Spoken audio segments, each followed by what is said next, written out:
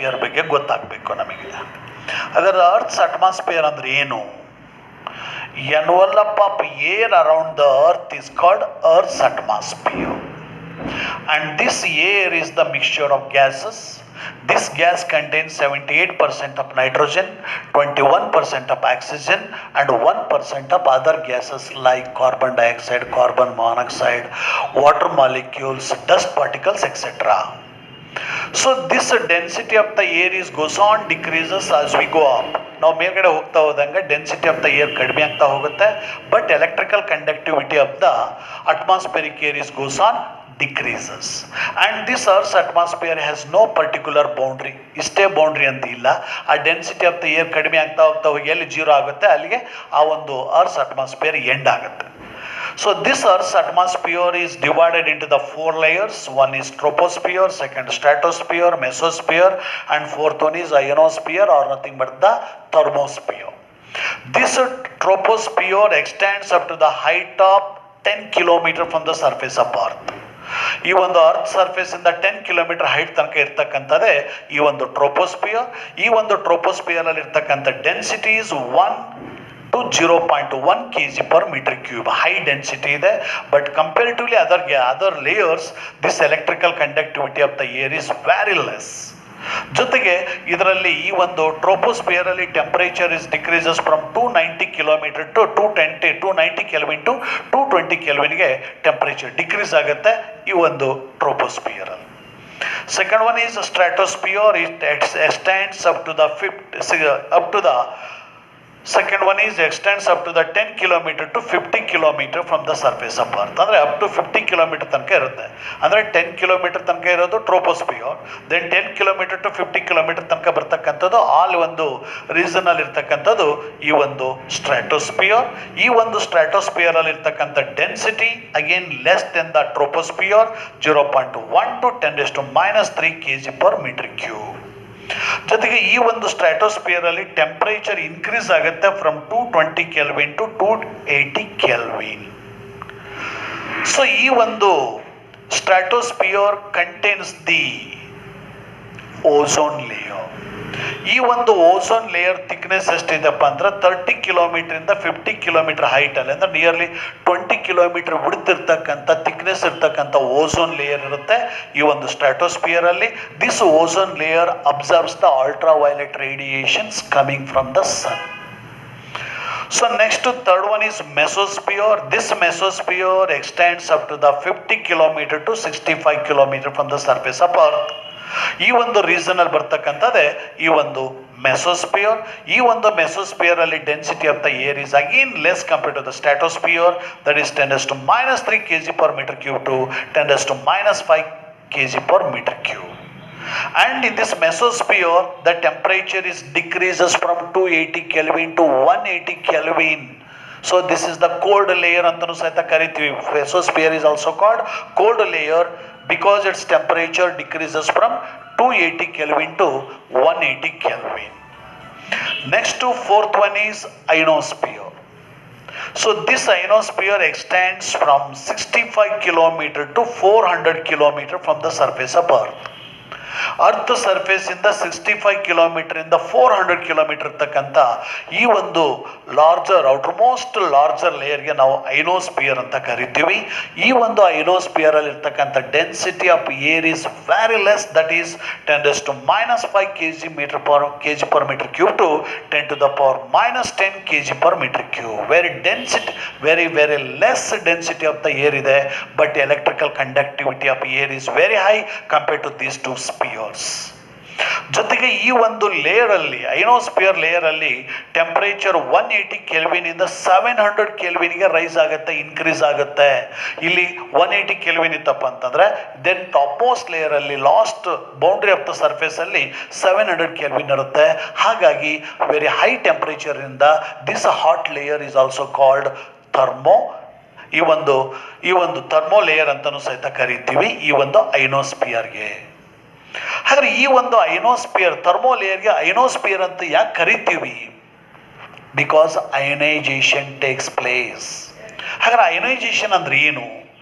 ಸನ್ನಿಂದ ಬಂದಿರತಕ್ಕಂಥ ಅಥವಾ ಬೇರೆ ಸ್ಟಾರ್ಸಿಂದ ಅಥವಾ ಕಾಸ್ಮೋಸಿಂದ ಬಂದಿರತಕ್ಕಂಥ ಹೈ ಎನರ್ಜಿ ಪಾರ್ಟಿಕಲ್ಸ್ಗಳು ಈ ಒಂದು ಐನೋಸ್ಪಿಯರಲ್ಲಿ ಇರ್ತಕ್ಕಂಥ ಥರ್ಮೋಸ್ಪಿಯರಲ್ಲಿ ಇರ್ತಕ್ಕಂಥ ಆಟಮ್ ಅಥವಾ ಈ ಒಂದು ಮಾಲಿಕ್ಯೂಲ್ಸ್ ಗ್ಯಾಸಿಯಸ್ ಆಟಮ್ ಅಥವಾ ಮಾಲಿಕ್ಯೂಲ್ಸ್ಗಳ ಮೇಲೆ ಇನ್ಸಿಡೆಂಟ್ ಆದಾಗ ಆ ಒಂದು energy of the incident particle ಅನ್ನು ಅಬ್ಸರ್ವ್ ಮಾಡಿಕೊಂಡು electrons are separated from this atom or molecule. ಯಾವಾಗ ಆಟಮಿಂದ ಎಲೆಕ್ಟ್ರಾನ್ ಸಪರೇಟ್ ಆಗುತ್ತೋ ಆಗ ಪಾಸಿಟಿವ್ ಅಯಾನ್ಸ್ ಕ್ರಿಯೇಟ್ ಆಗುತ್ತೆ. This electron is nothing but negative ion. ಈ ರೀತಿ ಪಾಸಿಟಿವ್ ಮತ್ತು ನೆಗೆಟಿವ್ ಅಯಾನ್ಸ್ಗಳು ಕ್ರಿಯೇಟ್ ಆಗ್ತವೆ. ಸನ್ನಿಂದ ಬಂದಿರತಕ್ಕಂಥ ಲೈಟು, ಸನ್ಲೈಟ್ ಇನ್ಸಿಡೆಂಟ್ ಆದಾಗ ಮಾಲಿಕ್ಯೂಲ್ಸಲ್ಲಿ ಆ ಒಂದು ಎನರ್ಜಿಯಿಂದ, ಸನ್ಲೈಟಲ್ಲಿ ಇರ್ತಕ್ಕಂಥ ಎನರ್ಜಿಯಿಂದ ಆಟಮ್ಸ್ ಅಥವಾ ಮಾಲಿಕ್ಯೂಲ್ಸಲ್ಲಿರೋ ಎಲೆಕ್ಟ್ರಾನ್ಸ್ಗಳು ಸಪರೇಟ್ ಆಗ್ತವೆ. ಹಾಗಾದ್ರೆ ಎಲೆಕ್ಟ್ರಾನ್ಸ್ಗಳು ಸಪರೇಟ್ ಆದ್ರು ಅಂದರೆ ಅಲ್ಲಿ ಪಾಸಿಟಿವ್ ಮತ್ತು ನೆಗೆಟಿವ್ ಅಯಾನ್ಸ್ಗಳು ಪ್ರೊಡ್ಯೂಸ್ ಆಗ್ತವೆ. ಹಾಗಾಗಿ this thermosphere is also called ionosphere. Again, this ionosphere is divided into 4 layers according to the electron density. ಈ ಒಂದು ಐನೋಸ್ಪಿಯರ್ ಅನ್ನ ಮತ್ತೆ ನಾವು 4 ಲೇಯರ್ಸ್ ಆಗಿ ಡಿವೈಡ್ ಮಾಡ್ತೀವಿ. ಒಂದು ಡಿ ಲೇಯರು, ಎರಡನೇದು E layer, third one F1 layer, fourth one is F2 layer according to the electron density or ions density. ಹಾಗಾದ್ರೆ ಈ ಒಂದು ಡಿ ಲೇಯರ್, ನಮಗೆ ಡಿ ಲೇಯರ್ದು ವರ್ಚುವಲ್ ಹೈಟ್ ಎಷ್ಟೈತಪ್ಪ ಅಂದರೆ 65 ಕಿಲೋಮೀಟರ್. ಜಸ್ಟ್ ಅಬೋದ ಮೆಸೋಸ್ಪಿಯರ್ ಇರ್ತಕ್ಕಂಥದ್ದೇ ಡಿ ಲೇಯರ್. ಈ ಡಿ ಲೇಯರಲ್ಲಿ ಇರ್ತಕ್ಕಂಥ electron density or ions density is 10⁹ per meter cube. ಜೊತೆಗೆ this D layer is exits only in day but disappears at night. Day time ಮಾತ್ರ ಈ ಒಂದು ಡಿ ಲೇಯರ್ ಇರುತ್ತೆ, night disappear ಆಗುತ್ತೆ. ಯಾಕೆಂದರೆ ಡೇ ಟೈಮ್ ಸನ್ಲೈಟ್ ಇರೋದ್ರಿಂದ ಆ ಸನ್ಲೈಟಿಂದ ಆ ಒಂದು ಅಯನೈಸೇಷನ್ ಆಗಿ ಆ ಒಂದು ಐನೋಸ್ಪಿಯರ್ ಎಕ್ಸಿಸ್ಟ್ ಆಗೋದ್ರೆ ಡಿ ಲೇಯರ್ ಎಕ್ಸಿಸ್ಟ್ ಆಗುತ್ತೆ. But during the night no sunlight, no ionisation, then no D layer. So ಈ ಒಂದು ಟ್ರಾನ್ಸ್ಮಿಟಿಂಗ್, ಈ ಒಂದು ಅಯನೋಸ್ಪಿಯರ್ದು ಮೇನ್ ಇಂಪಾರ್ಟೆಂಟ್ ಕ್ಯಾರೆಕ್ಟರಿಸ್ಟಿಕ್ಸ್ ಏನಪ್ಪ ಅಂತಂದರೆ it reflects the radio waves. ಈ ರೇಡಿಯೋ ವೇವ್ಸ್ಗಳನ್ನು ರಿಫ್ಲೆಕ್ಟ್ ಮಾಡ್ತಕ್ಕಂಥ ಕ್ಯಾರೆಕ್ಟರ್ ಈ ಒಂದು ಅಯನೋಸ್ಪಿಯರ್ಗಿದೆ. ಹಾಗಾಗಿ ಟ್ರಾನ್ಸ್ಮಿಟಿಂಗ್ ಆಂಟೆನಾದಿಂದ ಬಂದಿರತಕ್ಕಂಥ ರೇಡಿಯೋ ವೇವ್ಸನ್ನು ಈ ಒಂದು ಡಿ ಲೇಯರ್ ರಿಫ್ಲೆಕ್ಟ್ ಮಾಡುತ್ತೆ. ರಿಫ್ಲೆಕ್ಟ್ ಆಗಿ ಅದು ರಿಸೀವಿಂಗ್ ಆಂಟೆನಾಗೆ ರೀಚ್ ಆಗುತ್ತೆ. ಹಾಗಾದರೆ ಈ ಒಂದು D layer reflects only the very low frequency and low frequency of the radio waves ಅನ್ನು ಮಾತ್ರ ರಿಫ್ಲೆಕ್ಟ್ ಮಾಡುತ್ತೆ. ಬಟ್ ಮೀಡಿಯಂ ಫ್ರೀಕ್ವೆನ್ಸಿ ಅಥವಾ high frequency of the radio ವೇವ್ಸ್ಗಳು ರಿಫ್ಲೆಕ್ಟ್ ಆಗೋದಿಲ್ಲ. They are transmitted through the layer, passes through the layer.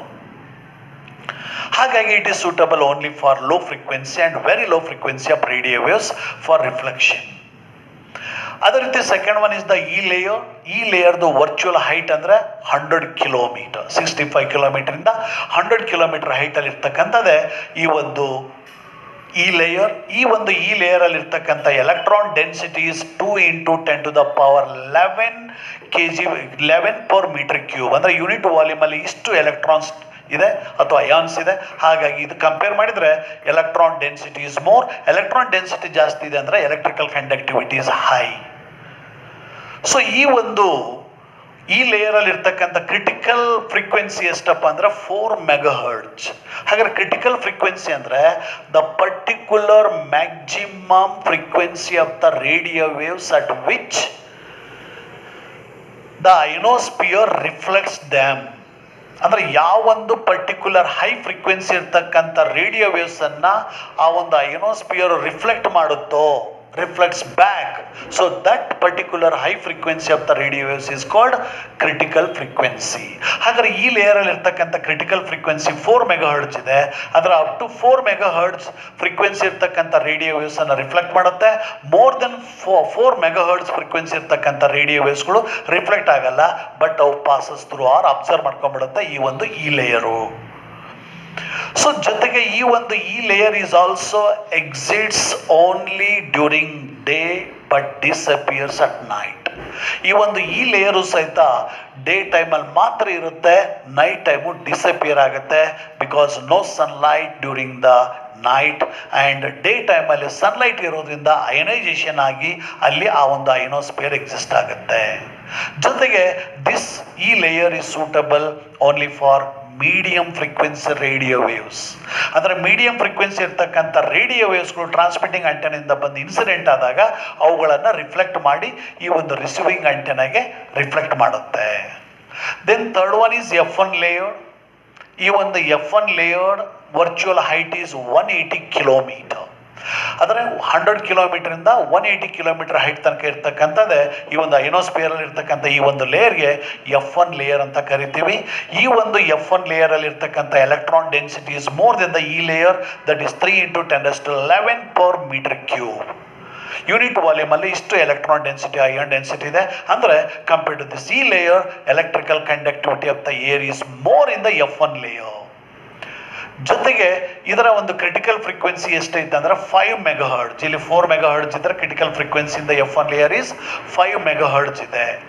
ಅಂದರೆ up to 5 megahertz frequency ಇರ್ತಕ್ಕಂಥ radio ವೇವ್ಸ್ಗಳನ್ನು reflect ಮಾಡುತ್ತೆ. ಮೋರ್ ದೆನ್ 5 ಮೆಗಾಹರ್ಟ್ಜ್ ಇರ್ತಕ್ಕಂಥ ಫ್ರೀಕ್ವೆನ್ಸಿ ಆಫ್ ರೇಡಿಯೋ ವೇವ್ಸನ್ನು absorb ಮಾಡ್ಕೊಳ್ಳುತ್ತೆ. ಸೊ ನೆಕ್ಸ್ಟ್ ಈ ಒಂದು ಈ F1 layer exits day time and also night time. F2 layer reflects the radio waves.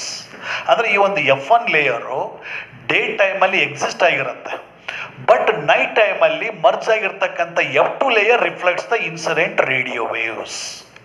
ಅಂದರೆ ಡೇ ಟೈಮಲ್ಲಿ F1 ಲೇಯರೇ ಆ ಒಂದು ಇನ್ಸಿಡೆಂಟ್ ಆಗಿರ್ತಕ್ಕಂಥ ರೇಡಿಯೋಸನ್ನು ರಿಫ್ಲೆಕ್ಟ್ ಮಾಡುತ್ತೆ, ಬಟ್ ನೈಟ್ ಟೈಮು ಈ F2 ಲೇಯರು F1 ಲೇಯರ್ ಜೊತೆ ಮರ್ಜ್ ಆಗಿರುತ್ತಲ್ಲ, ಆ F2 ಲೇಯರ್ ಏನು ಮಾಡುತ್ತೆ ಅಂದರೆ ಆ ಒಂದು ನೈಟ್ ಟೈಮಲ್ಲಿ ಆ ಒಂದು ಇನ್ಸಿಡೆಂಟ್ ಆಗಿರ್ತಕ್ಕಂಥ ರೇಡಿಯೋ ವೇವ್ಸನ್ನು ರಿಫ್ಲೆಕ್ಟ್ ಮಾಡುತ್ತೆ. ಹಾಗಾಗಿ this F1 layer is suitable only nearly high frequency ಇರ್ತಕ್ಕಂಥ radio waves are suitable for reflection from the F1 layer. Then last one is F2 layer. Its virtual height is 300 km at night and 250 to 400 km virtual height during the day. Night time up to the 300 kilometre virtual height ಇರುತ್ತೆ F2 ಲೇಯರ್ದು. Day ಟೈಮಲ್ಲಿ ಈ ಒಂದು 250 kilometre to 400 kilometre virtual height ಇರುತ್ತೆ ಈ ಒಂದು F2 ಲೇಯರ್ದು. ಈ ಒಂದು F2 ಲೇಯರಲ್ಲಿ ಇರ್ತಕ್ಕಂಥ electron density is very high, 8 × 10⁻11 per metre cube electron density ಇದೆ. Means this electrical conductivity of air is very high in this F2 layer compared to the F1. ಜೊತೆಗೆ it exits during day and also the night. Night time ಸಹಿತ exist ಆಗುತ್ತೆ, day time ಸಹಿತ exist ಆಗುತ್ತೆ. ಯಾಕೆಂದರೆ ಇದರಲ್ಲಿ ಇರ್ತಕ್ಕಂಥ electron density high ಇರೋದ್ರಿಂದ ಅಥವಾ ಎಲೆಕ್ಟ್ರಿಕಲ್ ಕಂಡಕ್ಟಿವಿಟಿ ಹೈ ಇರೋದ್ರಿಂದ ಈ ಒಂದು F2 layer exits in day and also in night ಸಹಿತ ಎಕ್ಸಿಸ್ಟ್ ಆಗುತ್ತೆ. ಸೊ ಇಲ್ಲಿ ಈ ಒಂದು F2 ಲೇಯರಲ್ಲಿ ಇರ್ತಕ್ಕಂಥ critical frequencies 8 megahertz.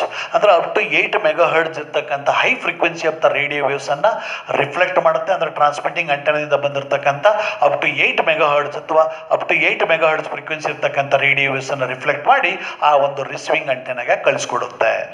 More than 8 megahertz ಇರ್ತಕ್ಕಂಥ ರೇಡಿಯೋ ವೇವ್ಸ್ಗಳು ಮರ್ಜ್ ಆಗಿಬಿಡ್ತವೆ ಈ ಒಂದು F2 ಅಥವಾ ಇಂದು ಅಬ್ಸರ್ವ್ ಆಗಿಬಿಡ್ತವೆ F2 ಅಂತಕ್ಕಂಥ ಲೇಯರಲ್ಲಿ. ಹಾಗಾಗಿ F2 layer is suitable for reflection of high frequency radio waves. ಈ ರೀತಿ ಇದು ಲೋ ಫ್ರೀಕ್ವೆನ್ಸಿ ಮತ್ತು ವೆರಿ ಲೋ ಫ್ರೀಕ್ವೆನ್ಸಿ ಇರ್ತಕ್ಕಂಥ ರೇಡಿಯೋಸ್ ರಿಫ್ಲೆಕ್ಟ್ ಮಾಡುತ್ತೆ. ಇದು ಮೀಡಿಯಂ ಫ್ರೀಕ್ವೆನ್ಸಿ, ಇದು ನಿಯರ್ಲಿ ಹೈ ಫ್ರೀಕ್ವೆನ್ಸಿ, ಇದು ವೆರಿ ಹೈ ಫ್ರೀಕ್ವೆನ್ಸಿ ಇರ್ತಕ್ಕಂಥ ರೇಡಿಯೋಸನ್ನು ರಿಫ್ಲೆಕ್ಟ್ ಮಾಡುತ್ತೆ F2 ಲೇಯರ್. ಈ ರೀತಿ ರಿಫ್ಲೆಕ್ಷನ್ ಆಗೋದ್ರಿಂದ ಟ್ರಾನ್ಸ್ಮಿಟಿಂಗ್ ಆಂಟೆನಾದಿಂದ ರಿಸೀವಿಂಗ್ ಆಂಟೆನಾಗೆ ಆ ಒಂದು ರೇಡಿಯೋ ಸಿಗ್ನಲ್ಸ್ಗಳು ಟ್ರಾನ್ಸ್ಮಿಟ್ ಆಗ್ತವೆ. ಇದು ಸ್ಕೈ ವೇವ್ ಪ್ರಾಪಗೇಷನ್ಗೆ ಯೂಸ್ ಆಗುತ್ತೆ. ಅಂದರೆ ಸ್ಕೈ ವೇವ್ ಪ್ರಾಪಗೇಷನ್ ಅಂದರೆ the propagation of radio waves from transmitting antenna to receiving antenna after reflection from the ionosphere. ಹಾಗಾಗಿ ಈ ಒಂದು ಐನೋಸ್ಪಿಯರಲ್ಲಿ ಇರ್ತಕ್ಕಂಥ ಡಿಫ್ರೆಂಟ್ ಲೇಯರ್ಸ್ಗಳನ್ನು, ಅಂದರೆ ಯಾವ್ಯಾವ ಡಿಫ್ರೆಂಟ್ ಪಾರ್ಟ್ಸ್ ಇದೆ, ಯಾವ ಡಿಫ್ರೆಂಟ್ ಲೇಯರ್ಸ್ ಇದೆ ಅನ್ನೋದನ್ನು ಹೇಳಿದ್ದು ಇದೇ ಪರ್ಪಸ್ ಆಗಿ. ಓಕೆ.